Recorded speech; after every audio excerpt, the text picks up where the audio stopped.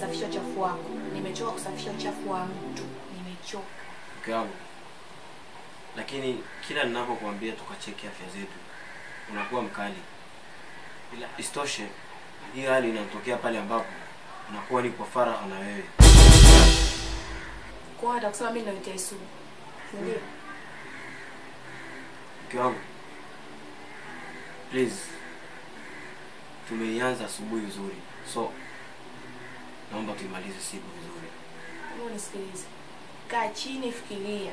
Ni mara gani umetembea naye akakuachia hiyo gono au Yesu? Na nishachoka, tena nimechoka. Ulisema kiruka jioni utarejea. Jua limezama. Wasiwasi unanipa moyoni naumia. Au umetegwa na mtama.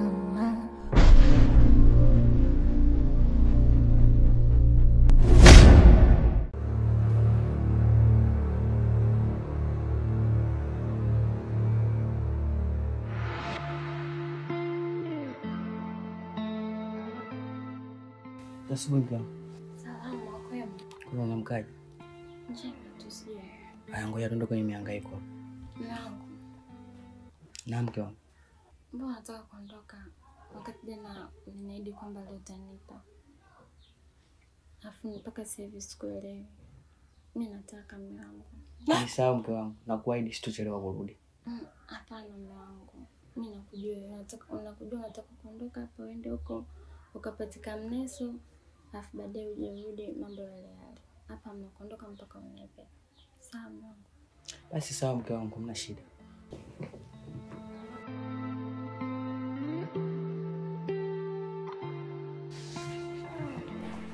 Nimekwenda kufanya kazi zangu mimi. Utaniambia nisubirie.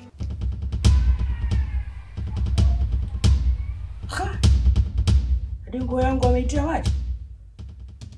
Ila sawa, mimi nitaenda tu hivi.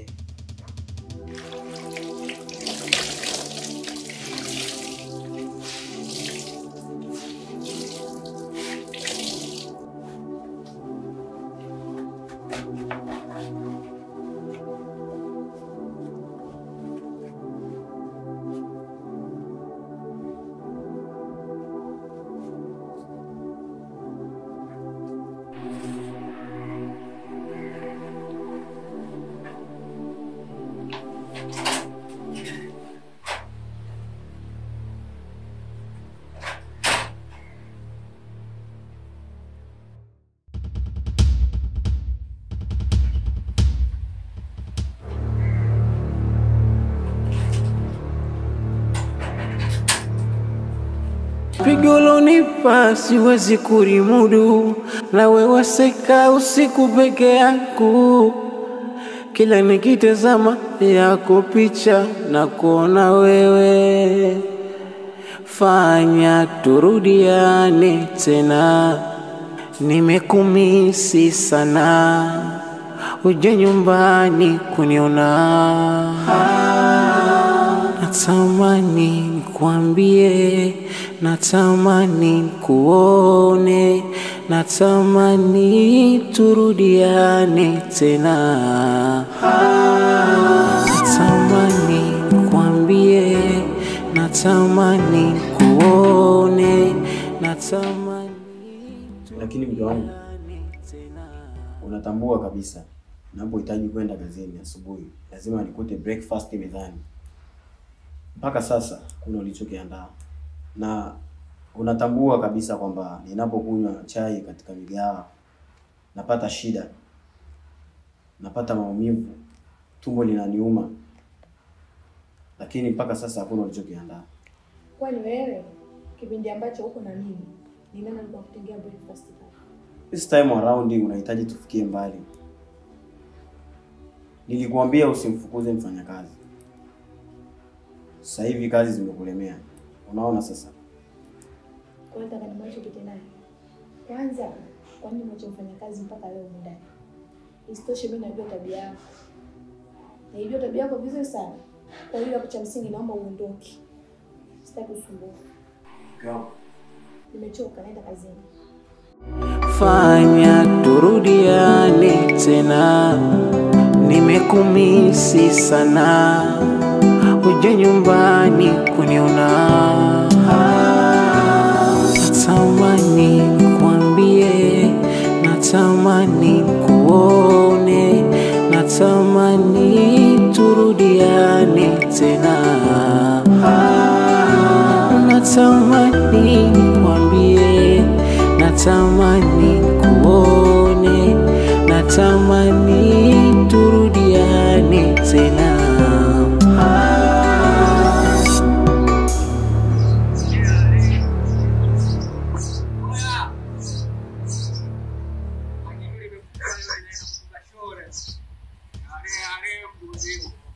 Nakunywa pombe zangu kwa hela zangu.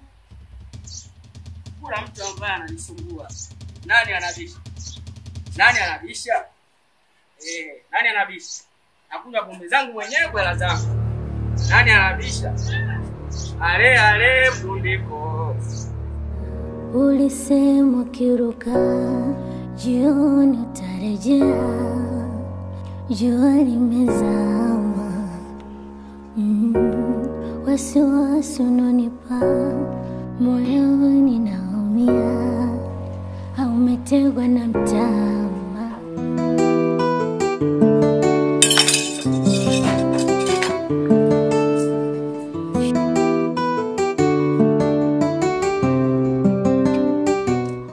Shogangu, mbona ulivyoondoka na ulivyokuja tofauti? Una shida gani dada?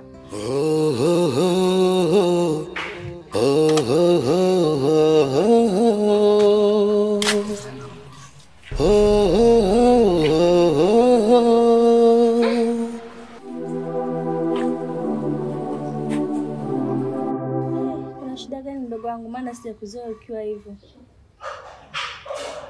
Unajua dada, kwenye maisha huwezi kuipost furaha wakati unajua furaha hiyo anaipoteza mtu ambaye uko karibu. Una maana gani unaposema hivyo ndugu yangu? Maana hata sikuelewi. Nakunywa pombe zangu sio kwa hela zangu mwenyewe.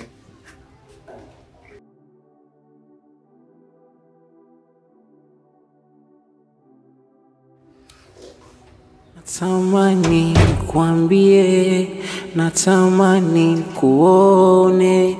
Mke wangu, samahani nakuomba ndani mara moja.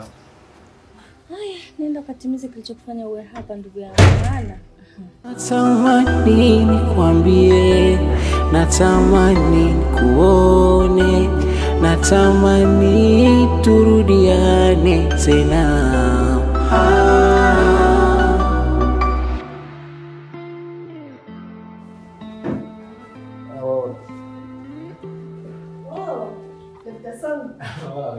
You are welcome.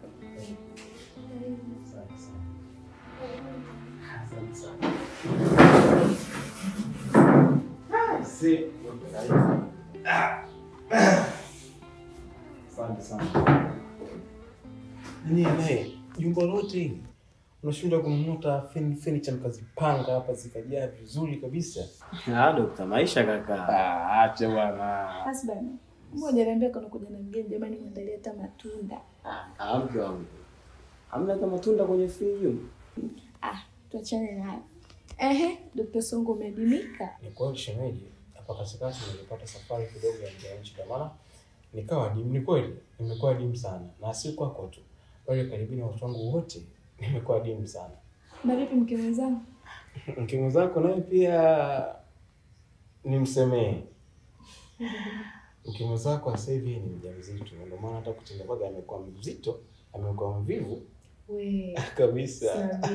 Namshukuru Mungu kwa hili. Ongezeni. Naambia dokta. Lakini shemeji, mimi jambo ambalo leo hili limeweza kunifikisha hapa hivi. Huyu ndugu yangu Mr. Elias. nimekuwa mtumiaji wa dozi za aina moja mara kwa mara sasa, ambazo kesho na kesho kutwa zinaweza zikamletea madhara makubwa sana katika mwili wake. Angali kwa leo hii anatumia, anapona, ila dawa hizi zikizidi katika mwili wake zinakuwa ni sumu. Sasa basi, nimekuwa nikimshauri mara kwa mara aweze kufika na wewe kwenye maabara yangu, lakini amenipa changamoto, na nimeona kwa sisi mimi na nyinyi ni kama ndugu short. Sasa nimeona bora nifike hapa nyumbani kwako, nije na kipimo kidogo ambacho naweza nikakupima pia niweze kupata majibu hapa kwa hapa. Ikiwezekana wote mweze kutumia dozi ili mradi ili gonjwa liweze kuepuka. Sawa, maana tunaweza tukaidharau UTI, lakini hapo baadaye huyo kama mwanaume itamsababisha madhara kabisa katika mfumo wake wa uzazi. Sawa, nadhani kwa maelezo shilingi yako. Hivi dokta, kwa taaluma yako, mimi naona ni mgonjwa? Shemeji, hapana, hatuna maana hiyo. Yaani nia na maelezo nzuri sana kwako. Sana. Yaani nimekuja kujenga na sio kubomoa. Embo, sio hivyo bwana shemeji. Kwa hiyo Elias, umeamua mambo ya ndani uende ukatoe nje, si ndio? Dokta, msaidie kuongea naye. Hapana, usiwe hivyo. Hapana, nini? Lakini nini? Hatuna maana hiyo. Hamna maana hiyo, mna maana gani? Naomba nimuondoke.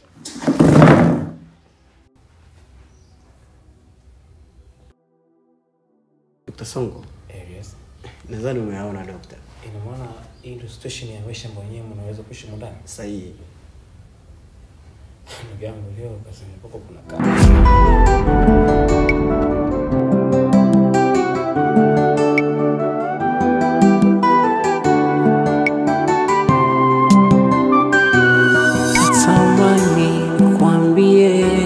Natamani kuone, natamani turudiane tena. Natamani kwambie, natamani kuone, natamani turudiane tena. Pigo lonipa siwezi kulimudu, na wewe seka usiku peke yangu. Kila nikitazama yako picha na kuona wewe, fanya turudiane tena. Nimekumisi sana, uje nyumbani kuniona. Natamani kwambie, natamani kuone, natamani turudiane tena.